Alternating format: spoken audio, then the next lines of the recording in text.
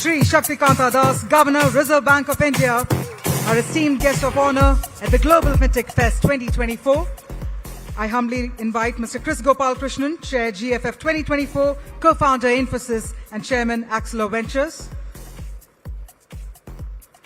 Dhanyavad, sir. Thank you so much for joining us this evening. And with that, if I could please request Mr. Gopal Krishnan to please set the tone and to also introduce and invite our esteemed guest of honor. Over to you, sir.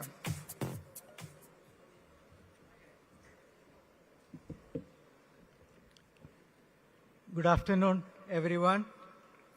Welcome to this special session with Governor, Reserve Bank of India, Shri Shaktikanta Das. Can I request everyone to settle down?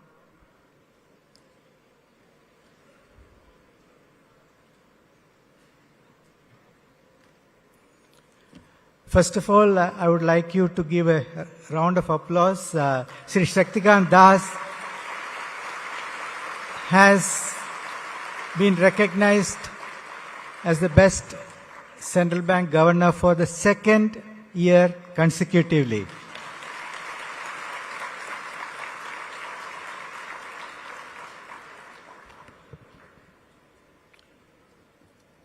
As introduction, I will mention three things of many things I could do. You know, the role of a regulator is enabling and enforcing. Without enabling, enforcement is not possible because nothing to enforce. And I believe that Reserve Bank of India, amongst other regulators in India, have done a fantastic job of working with the industry and making innovation possible, and with innovation creating a economy that's inclusive, that's equitable, and that's driven by technology. So managing the economy, the fifth largest economy, the fastest growing economy, managing inflation, and strengthening the economy such that now we can look at the next 10 years with confidence. That's one. Second is working with industry to introduce products leveraging emerging technologies. As I said, creating a society that's inclusive, building trust in the financial system. And the third thing is the Reserve Bank of India is fully aware of the opportunities emerging technologies provide. And Reserve Bank of India is working with industry to leverage these technologies, working with industry to find the right set of regulatory framework such that innovation can be deployed to provide new products and services in the economy. I'm sure that the governor will talk about these in his speech. So without further ado, I invite Shri Shaktikanta Das, Governor, Reserve Bank of India, to deliver his address. Thank you.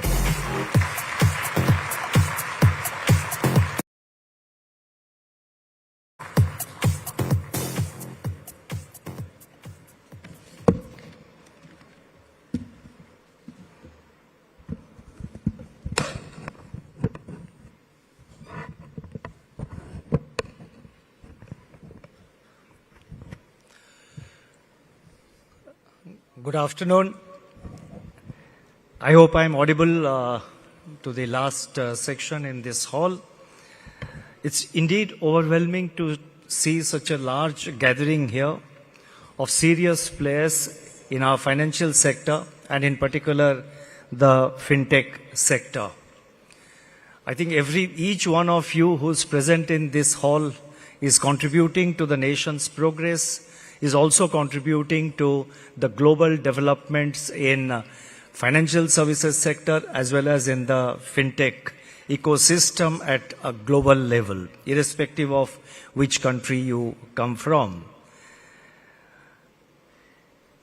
And I'm told by the organizers that by the third day, the expected footfalls through registrations is going to touch 80,000, 80,000. So a big round of congratulations and appreciations to the team, already to the organizing team, and I'm told already 50,000 is the footfall which has been recorded so far. So with that, let me begin my address. Shri Chris Gopalakrishnan, members of the organizing team, dignitaries present in the audience, CEOs of banks, NBFCs and FinTech companies and their other executives, members of media, ladies and gentlemen. I am very happy to participate in the 5th edition of the Global FinTech Festival, GFF.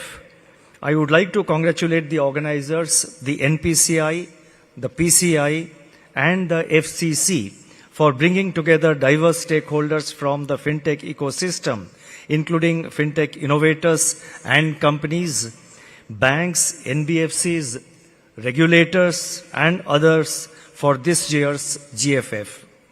This event has grown into a much-awaited fixture in the calendar of not just the FinTech industry, but also of the broader technology ecosystem. The GFF indeed represents a true melting pot of ideas where innovative concepts and diverse perspectives come together with potential to shape the digital future of our country and especially the financial sector. It also provides a unique opportunity to align our goals and strategies to ensure that the FinTech ecosystem continues to grow dynamically and sustainably. India is now a fast-growing economic powerhouse with an increasingly tech-savvy population. India's financial sector has witnessed a remarkable transformation driven, among other factors, by the FinTech sector. Publicly available information places the number of FinTech founded in India at approximately 11,000. The sector has received investments of about $6 billion in the last 2 years alone. In my address today, I propose to highlight 3 major aspects. First, setting the priorities for India at 100. Second, technologies for the future. And third, the regulatory architecture for FinTechs. I would like to begin by the first part of the first theme which I wish to highlight, that is setting the priorities for India at 100. As you know, India will reach 100 years of its independence in 2047, and that's what I mean when I say India at 100. I would like to begin by quoting Mahatma Gandhi, who had said, "The future depends on what we do in the present." Therefore, as we proceed in our journey towards the centenary of India's independence in 2047, it would be essential to reflect and imagine the future of our financial landscape, its requirements, and the technologies that will shape it. This journey will be marked by dynamic shifts in technology, regulation, geopolitics, and growing societal expectations. The financial sector is experiencing rapid digitalization and innovation. While all of us strive to enhance financial inclusion, optimize digital payments, and harness emerging technologies like blockchain and artificial intelligence, we also confront the inherent unpredictability and interconnectedness of the global financial system. In this environment, developing a mindset that anticipates disruption and embraces change with prudence becomes very, very important. Financial institutions and FinTech startups alike must therefore adapt swiftly, leveraging agile strategies and robust frameworks to capitalize the new opportunities while mitigating the connected risks. It's up to the stakeholders in the Indian financial ecosystem banks, non-banks, FinTechs, regulators, and the government to foster innovation with resilience. While the FinTech ecosystem is ushering in much needed personalization and contextualization of finance for consumers, the context needs to be broadened to build a financial system that serves the broader society. To achieve these, I wish to propose the following 5 policy priorities for the future of India's financial system. The first policy priority would be digital financial inclusion. As a policy priority, financial inclusion should ensure that everyone has appropriate access to financial services. The Reserve Bank's Financial Inclusion Index, which we launched in 2021 and which measured 53.9 in March 2021, has gone up to 64.2 in March 2024. So from 53.9 in 2021 March, it has gone up to 64.2 to this year's, that is March 2024. As a country, we have succeeded in ensuring banking access to every village within a 5-kilometer radius or a hamlet of 500 households in hilly areas. So far, 530 million Jan Dhan accounts have been opened under a national mission. And incidentally, as I am speaking to you, the Jan Dhan scheme of the government has completed 10 years since its establishment, and its progress is there before all of us to see. Initially, the apprehension was that all these accounts will be zero balance accounts and there will be no activity, there will be no sort of transactions taking place through such financial accounts. But I think the experience over the last 10 years has completely belied such apprehensions, and today there are 530 million Jan Dhan accounts, most of it, in the name of women, and many of it in the name of women, and the total savings bank savings in these accounts, I don't recollect the number, but it is a huge amount. And I have to also mention that of the Jan Dhan accounts, 66% of the accounts have been opened in rural and semi-urban areas, and 55% with women beneficiaries. While significant strides have been made in expanding financial inclusion, the evolving landscape demands a shift towards digital financial inclusion. That is, promoting secure and digitally enabled financial services and products for the financially excluded and underserved population.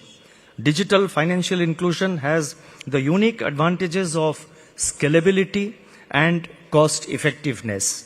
Accordingly, the next 2 decades will predominantly be about leveraging technology to deliver accessible and tailored financial services that meet diverse needs.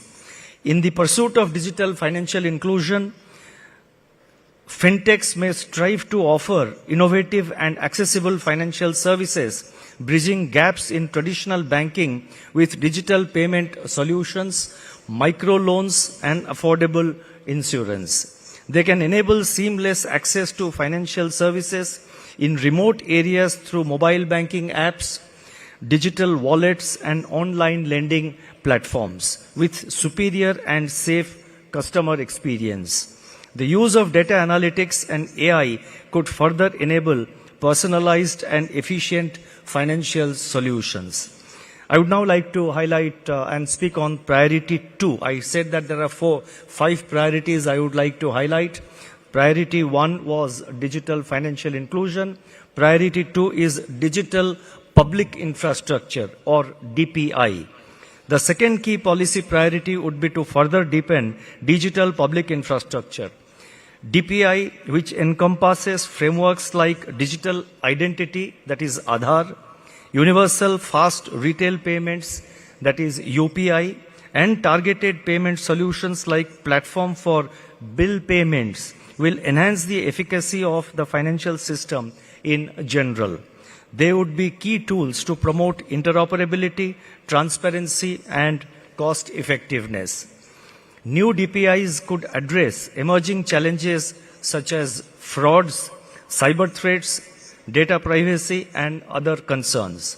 They could also support the integration of advanced technologies like blockchain and AI to enhance security and efficiency in financial services. Continuous innovation is crucial in harnessing technological advancements and maintaining a competitive edge in the global financial landscape. One significant initiative in this direction is the Reserve Bank's pilot on Unified Lending Interface, that is ULI, earlier known as the Public Tech Platform for Frictionless Credit. ULI aims to enable lending institutions to offer frictionless end-to-end digital credit by leveraging consent-based data and related services. There are about 50 such types of data services on the ULI platform. Apart from banks and NBFCs, we are now focusing on inclusion of other lenders like cooperative credit institutions through the NABARD. A full-scale launch of the ULI will be done in due course. As I said 2 days ago in another event in Bangalore, the new trinity of JAM, UPI, ULI will mark a revolutionary step forward in India's digital public infrastructure journey. Priority 3 that I wish to highlight is consumer protection and cyber security. Ensuring robust consumer protection is crucial for upholding trust in the financial system. As consumers are increasingly relying on digital financial services, their expectations for personalized, efficient and seamless experience are also growing. Alongside traditional risks such as mis-selling and fraud, new manifestations of consumer risks such as data privacy and security breaches have emerged with the advent of new technologies. Leveraging technology for real-time monitoring and ensuring regulatory compliance will be essential to address these challenges effectively. The Digital Personal Data Protection Act 2023, that is DPDP Act 2023, is a cornerstone in India's consumer protection landscape. It marks a significant shift towards safeguarding personal data. This act enshrines the principles of data minimization and purpose limitation to ensure that organizations collect only necessary information and use it solely for specified purposes for the required period of time. It empowers individuals with the right to access, correct, and erase their data, thus giving consumers greater control over their personal information. This act incentivizes businesses to adopt robust data protection measures, which will ultimately enhance trust in the digital transactions. Dark patterns such as misleading buttons, hidden charges, and forced continuity have become big concerns in the digital marketplace. The Guidelines for Prevention and Regulation of Dark Patterns 2023, issued by Government of India, is an important step to protect consumers from unfair application of technology in businesses. These guidelines aim to identify, prohibit, and penalize restrictive and misleading practices so that consumers can make informed choices. On their part, banks and FinTech NBFCs are expected to adopt a customer-centric approach, implement robust security measures, offer transparent financial products, and adopt fair lending practices. Algorithmic decisions need to be fair and unbiased and treat customers equitably. Minimizing technology risks requires investing in resilient IT infrastructure and continuous monitoring to protect against cyber threats and technical failures. By embracing these principles, businesses can enhance consumer trust, foster long-term relationships, contribute to a more secure and reliable financial ecosystem, and ensure their own long-term viability.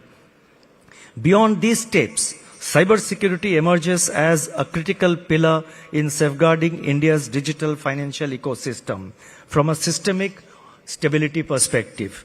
As financial transactions increasingly migrate online, the threat landscape is expanding exponentially. Investing in state-of-the-art technologies such as AI-driven threat detection, analysis, and mitigation, along with clear focus on improving human resource capabilities, are indeed necessary to bolster resilience of our information systems. Promoting cybersecurity awareness among consumers and employees alike are essential steps towards building a secure digital economy. As a regulator, I have to emphasize these aspects on behalf of the Reserve Bank, while at the same time reiterating our continued commitment to promote innovation. Priority 4 is sustainable finance. Long-term economic stability needs prioritization of sustainable finance, sustainable growth, and environmental preservation. India's commitment to environmental preservation is enshrined in Article 48A of the Constitution of India. From a financial sector perspective, we meaning the Reserve Bank, we have taken steps for ensuring sustainability with recent initiatives like Sovereign Green Bonds Framework of India in 2022 and the Framework for Acceptance of Green Deposits in 2023. These frameworks are expected to play an important role in financing green projects, incentivizing sustainable practices, and lowering societal costs of development. Despite their benefits, green bond and green deposit frameworks nonetheless face several challenges. They include scalability, as the market for green bonds needs to expand significantly to attract larger issuances and diverse set of investors. Ensuring authenticity and impact of green projects financed through these frameworks requires robust monitoring and reporting mechanisms. Technology can play a pivotal role in overcoming these challenges.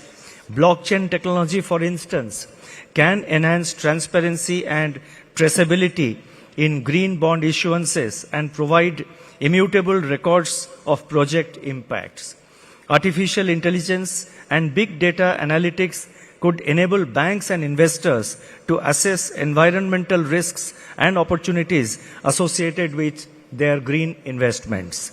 FinTech innovations such as digital platforms for trading green bonds and impact measurement tools can streamline processes and attract a broader investor base. Looking ahead over the next 2 decades, FinTechs will be instrumental in driving the progress in transition finance, climate finance, and nature-based solutions. Strengthening regulatory frameworks, enhancing investor awareness, and fostering public-private partnerships will be very critical. By harnessing the transformative power of technology and promoting innovation in sustainable finance, India can accelerate its transition towards a resilient and low-carbon economy. We have to put our heads together to achieve sustainable growth and environmental stewardship for the future generations.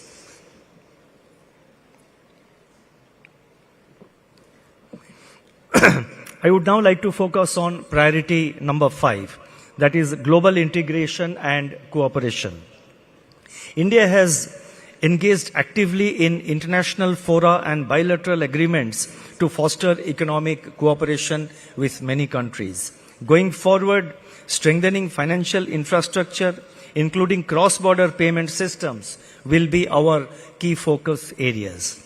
India, with its tech talent and evolved financial FinTech ecosystem, holds the potential to serve as a global hub for digital innovation and FinTech startups.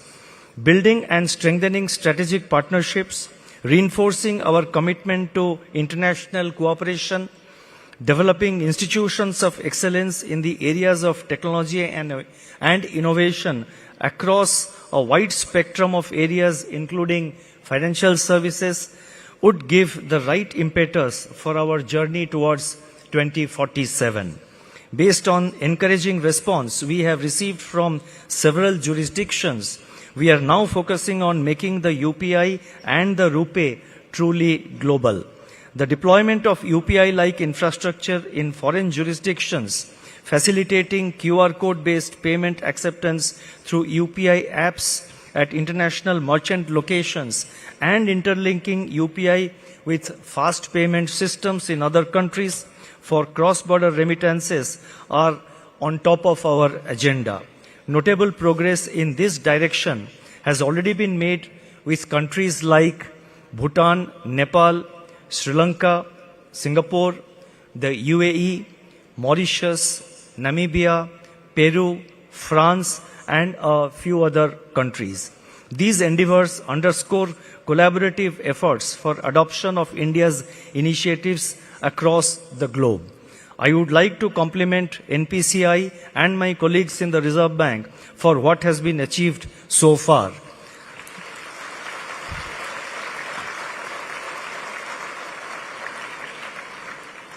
But we must resolve to do more in this national endeavor. And that's a message. We have done a lot, but we have to do more.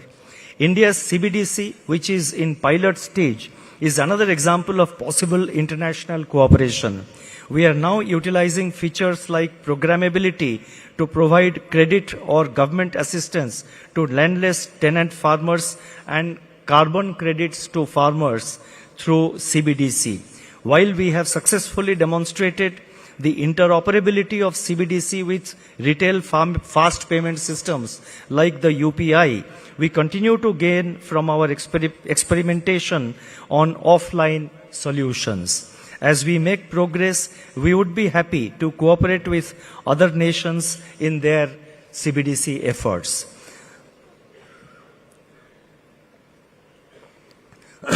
So that was the first part of what I said, priorities for India at 100. The second part which I would like to focus is technologies for the future.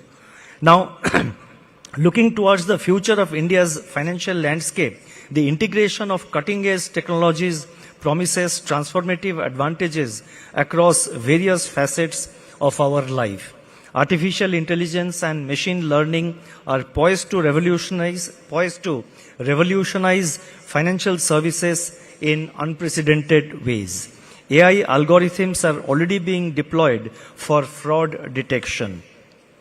Machine learning models are increasingly being employed in credit scoring, leveraging predictive analytics to assess creditworthiness and expand access to credit. AI-driven chatbots and virtual assistants are steadily enhancing customer service experience by providing personalized recommendations, resolving queries promptly, and improving overall satisfaction.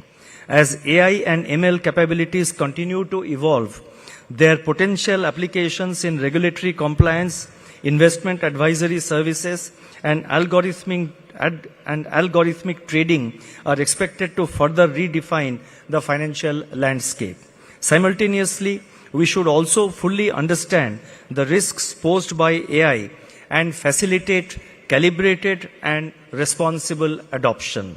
Players in the financial sector, central banks, and governments should facilitate development of trustworthy AI, keeping in mind the concerns surrounding data privacy, explainability, accountability, and transparency.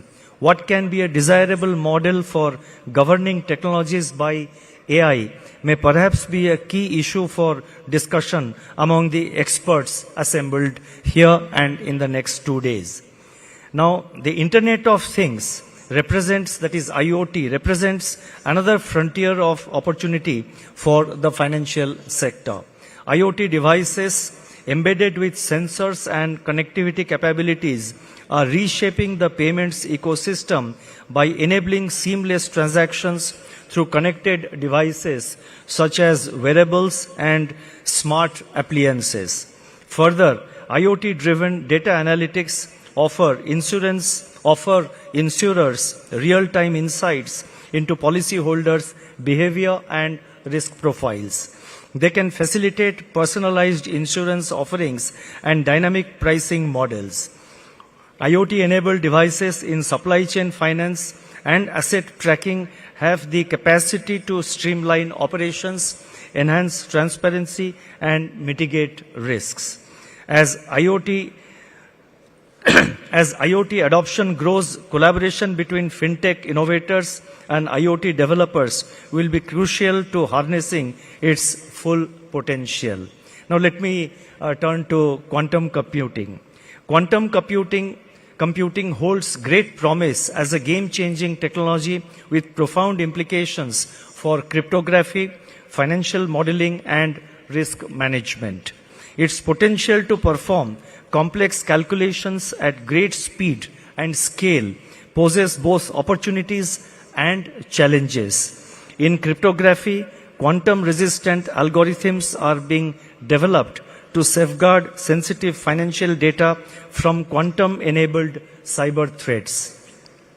In financial modeling, quantum computing's ability to process vast amounts of data and simulate complex scenarios promises to revolutionize portfolio optimization, trading strategies, and risk assessment. Moreover, quantum computing's potential to solve optimization problems could enhance real-time decision-making processes and improve predictive analytics in risk management. As these future technologies continue to evolve, their integration into India's financial ecosystem will require strategic investments in research and development, collaboration across sectors, and proactive regulatory frameworks to ensure ethical deployment and mitigation of potential risks. The Reserve Bank is fully conscious of all these issues, and we are giving due attention to these areas. Finally, the third part of and the last part of what I wanted to say focuses on regulatory architecture. Finally, as I said, I will like to touch upon regulatory approach for the FinTech sector. Sustainable and orderly development of FinTech sector requires an appropriate balance between innovation and prudence. Our endeavor is to carefully craft regulations to achieve this delicate balance while simultaneously ensuring trust, security, accessibility, risk management, and competition. In this context, I would like to mention that several regulatory guidelines have been issued in the recent past by the Reserve Bank after wide-ranging consultations with stakeholders. These include the issuance of the guidelines on digital lending in September 2022, Master Directions on Outsourcing of Information Technology Services in April 2023, and Master Directions on Cyber Resilience and Digital Payment Security Controls for Non-Bank Payment System Operators in July 2024. A preferred approach, this may be of interest to all of you, a preferred approach for achieving balance between innovation and prudent regulation involves self-regulation within the FinTech sector. Self-regulatory organizations, that is SROs, comprising industry participants and having a good understanding of the sector's unique challenges and opportunities, would be in a position to give appropriate suggestions to regulators on issues of regulation that are both practical, that is the suggestions should be that can be practical and effective. So these SROs, when constituted, they are uniquely placed as an interface between the regulator and the FinTech sector, because these SROs would understand the requirements and the evolving technologies. They are closer to the ground, and they can sort of consolidate, synthesize, analyze, and give practical, effective, and stable and what we can say prudent recommendations to the Reserve Bank, which we are always willing to discuss and always willing to engage with all of you. Now, the announcement of a framework for recognition of self-regulatory organizations for FinTech by the Reserve Bank, which we did last year in 2023, marks a pivotal step forward in this direction. I think we issued the framework sometime earlier this year in 2024. So this is actually a pivotal step forward in the direction of positioning SROs. It may be recalled that in last year's GFF, in this event, I had announced our desire, that is Reserve Bank's desire, to see at least one FinTech sector SRO, self-regulatory organization, taking shape by GFF 2024, that is taking shape by this year's event. I am happy to announce that of the 3 industry bodies, entities who have applied for recognition as SRO, the Reserve Bank has granted recognition to one applicant, that is to one entity. Of the remaining 2 applications, one application has been returned with a provision for resubmission after meeting certain requirements. The 3rd application is under examination. Through regular consultations, feedback mechanisms, and policy dialogues, the SROs would facilitate open communication and enable fintechs to stay informed about regulatory expectations and priorities. Just to illustrate the depth of our engagement with the fintechs over the past 1 year, I would like to mention that officials and teams from various departments of the Reserve Bank have engaged in about 750 interactions bilaterally and held about 50 structured meetings with fintech players over the last 1 year. I reiterate our commitment to fostering a dynamic fintech sector. Let me now try and conclude. The journey towards India at 100 is filled with immense potential and opportunities. The transformative power of fintech innovations, coupled with our commitment to financial inclusion, sustainability, and consumer protection, sets a robust foundation for the future. The seamless integration of emerging technologies will further redefine the financial landscape. Let us embrace this dynamic era with a collective vision and collaborative spirit to ensure that India's financial ecosystem not only meets the aspirations of our people, but also sets a global benchmark for innovation and growth. Thank you very much for your patient hearing. Namaskar.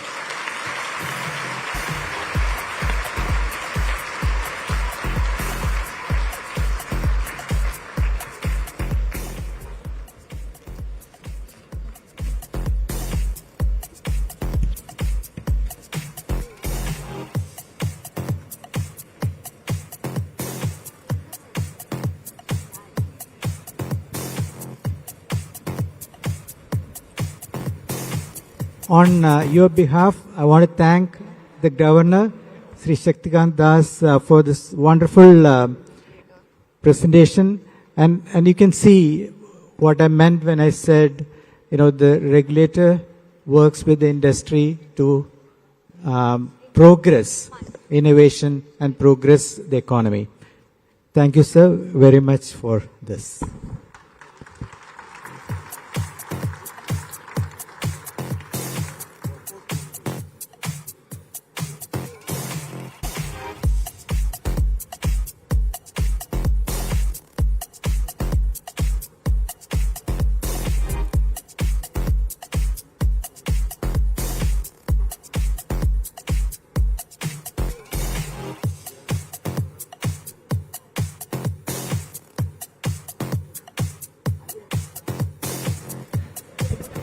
Ladies and gentlemen, on that note, first up, can we have a round of applause?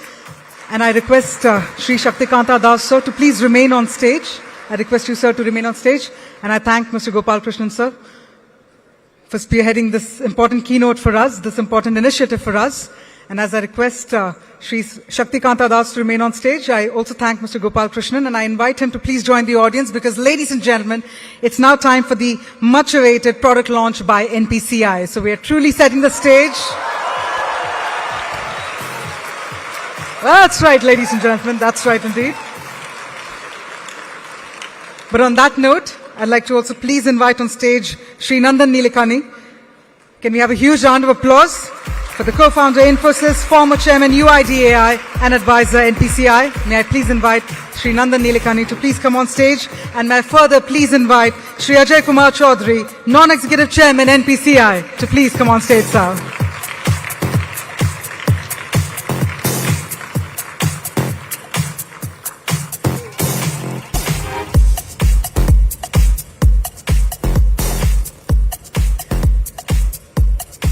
We managed to gather the priorities, the significant initiatives and the frameworks that are truly shaping the future of India's financial landscape, which is why we bring the excitement together and the energy together as we gear up for the much-awaited product launch by NPCI. So first up, may I please request Sri Ajay Kumar Chaudhary to please address the August gathering, and can we keep that round of applause going?